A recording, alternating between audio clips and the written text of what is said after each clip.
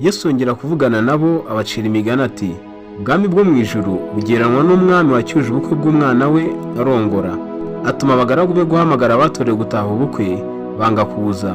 Arongera atuma abandi bagaragu ati, mubwire abatowe muti, dore niteguye amazimano, amapfizi yanjye n'inka zibyibushye babibaze, byose byiteguwe, muze mu bukwe.